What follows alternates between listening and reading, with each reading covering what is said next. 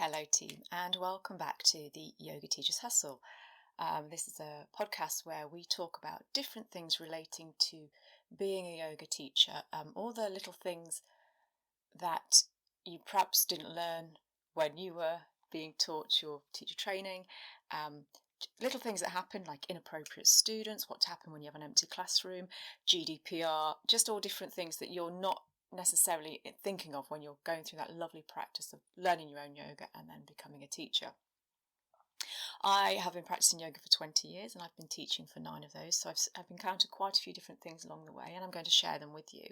But this week we're going to be talking about working from a sequence plan, sequence sheets.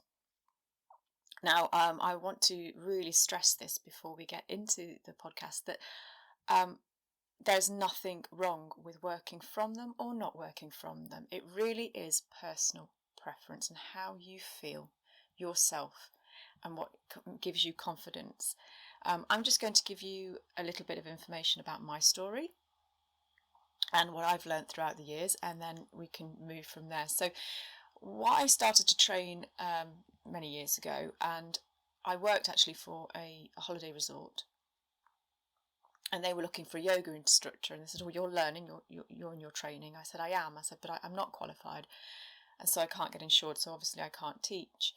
But I do need to sort of build up hours, and I have to do that in a certain way, and I do have to attend other classes." And they said, "Well, we'd like you to teach our classes." I said, "Well, I can't because I'm not qualified." I said, "Well, we've spoken to our insurance company, and if you're in training, as long as we tell the students that come to you that you are still in training, we can actually insure you to teach these classes."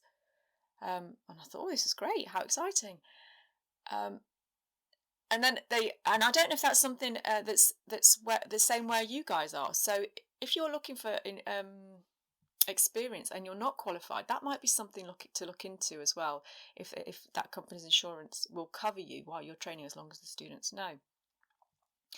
But they said to me, "So can you cover? And I'll start these classes." I said, "Absolutely." And I said, "When do you want me?" And they said, "In 2 hours." I was like, "Oh, panic." And I just went in, and I had I was still in the point of my classes where I hadn't really been taught anything about putting together a class or sequencing. I just knew how to do my own practice. So I kind of walked into the class having had no preparation. Blank faces looked back at me, and I thought, "What am I going to do? I don't even know these people." And that's when I thought, aha, I don't even know these people, so I don't know what they're capable of. So I'm just going to give them an assessment class. So that was all concentrating on how flexible they were. So we did a warm-up, and I could see what the range of motion was. And then I moved on to something more challenging, more regular poses, like your warriors and your down dogs and things, just to see how well they can get, not just be in the position, but actually how well they transitioned. We did breathing exercises to see how well if they were rhythmic, if they understood the concept of the breathing. And then we did a cool down at the end. And from that class, I realised what the weaknesses, what the strengths were, what they enjoyed, what their faces kind of pull that face when they weren't enjoying something. I kind of read quite a lot from them. So the following week, when I did the class again, I had an idea of what I needed to do. So I went in again without a plan, and I did a short warm up, but I thought, well, the hips were very stiff last week. I'm going to work on hips this week. So we worked on a warm up that warmed the whole body, but then concentrated on the hips. We did work within the hips, and then we cooled down and we did our meditation at the end. And I just continued to do that. And I'd walk into a classroom feeling okay, and by halfway through the class, I'd have a stiff neck, and I'd just say, "Who's got a stiff neck today?" And I'd see all the hands go up, and I'd think, yeah, that's the information they're sending me. And I'd be like, right, let's work on next today. Or I'd have a sudden image of pigeon pose in my mind, and I'd think, right, we're going to go into that. And I'd go into it, and I could actively hear people going, "Oh, I really need that. Wow, that's amazing." So I felt like they were giving me information, and I began to teach very intuitively like that. And the benefit of teaching intuitively like that was that I could go to anybody's classes and cover, because even though I'd never met those students, I could read the energy in the room. In fact, I covered a class last night, and I walked in, and I'm quite chatty, and I do like to. The class does go sedate as we move through it, but I do like to sort of be quite jovial. And it was a tough crowd, and I had to really change not my personality but how I approach these students, and put myself in their shoes, and as a new teacher covering the class. So um, it is, because I've got this intuitive ability to teach, I managed to move the class very quickly into a place where they felt comfortable, where I felt comfortable, and at the end everybody felt like they'd had a really lovely class. So it's very useful if you've got to cover, or you walk into a class and you've got all this energy and you see your class just kind of sedate and they just aren't well, or they're scared. You can really adapt classes to suit the energy of that individual, and you know that you're giving your students the right class for them in that moment because you're feeling it, you're feeling the response. I will just point out though, there is sometimes you do classes where you absolutely feel like it was awful and you think that did not go well, the students must have hated it. And then they all come up to you at the end and say, that class was just brilliant. It was just brilliant. And you think, I absolutely did not enjoy that, but they all seem to really, really, really love it. So if you're kind of in that position and you're halfway through a class thinking this is going badly wrong, just get into your head and think, no, because they're probably loving it. And as long as I'm not kind of making them feel uncomfortable. I mean, it's hard, isn't it? Intuitive. If you feel uncomfortable, you assume they're feeling uncomfortable. It's registering what's your feelings and what's your emotions and what energy you're being given. So it's tough. But I know when people first start out, and I know as my training continued, we were taught how to do sequencing and how to write that down on a bit of paper and how to have that with us in the class. But I never needed to do that. And in fact, when I had my practical assessments, I never had the sequencing.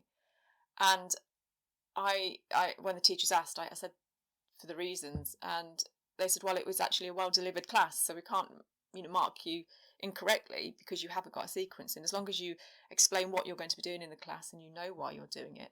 And I did produce sequencing plans as part of the class, as part of my training, but I never actually used them when I was giving the practical class assessment. But there is some real benefits to having a sequencing plan with you. So if people are saying you shouldn't have a plan, you shouldn't work off a plan, you should know better as an instructor, and you feel kind of like you're not a very good instructor because you're still working off a plan, there is some real benefits to having a plan. The only thing that I feel with a plan that is a negative is that if you have one, sometimes the students can think, oh, she's working off a plan, she's not really reading us. Sometimes if you panic and you have to go and look at your plans, it makes the class a bit disjointed. And thirdly, sometimes if you have a set plan and you go in and that's not the energy of the room and that's not what the student requires, you are actually going to deliver a class that's going to be uncomfortable for the student. So there are three negatives. Obviously, there's negatives with intuitive teaching because if you suddenly blank, you've got nothing, no references and things. But the positives of having sequences is that if you've made a sequence and you have that as a reference for always. So if you later on down the line you're stuck for class ideas, you can go through your folder and you've got all these ones from 2 years ago and you think, wow, yes, I'll do that. I haven't done that in a long time. Or you can even use that reference for videos. So if you've made a class and you've got a sequence and you know exactly the moves you've used, and the class you want to do a video to go online for your students or just at YouTube for your presence on YouTube, and you know it was a well-received class by your students, you can use that sequencing that you've got in front of you. You can use it. You can have it as a piece of paper, so it's out of sight of the camera, and you could be looking at that and doing a video. Also, they're so great if they're done in a clean way to hand out to the class at the end. So if you are looking to have students that, especially one-to-ones, if they want to go home and do their own sequencing and you're not going to get time to make them a video to go with that, if you hand them out a class that you've already done before to do with HIP, they've come to you because they want one-to-one, they want the meditation side of things, they want the spiritual side of things, but they've also got HIP issues. If you've got a class sequence that you've already written out, I know I'm referring to hips a lot, but then you can actually give them that as homework for them to try at home, so they've got their own sequencing at home. So I think that's a really, really positive thing. And also, you can use these sequencings on your website. So it's giving students a reference on your website. You could put them all together as a collection and sell them, because there's lots of new teachers that are always looking for sequencing ideas. So you could put them into a book and give that out to your students or to sell it. Or, if you're going to a fair, a fete where you're going to stand there and have a little stand and promote yourself as a yoga instructor, how fantastic would it be to have a little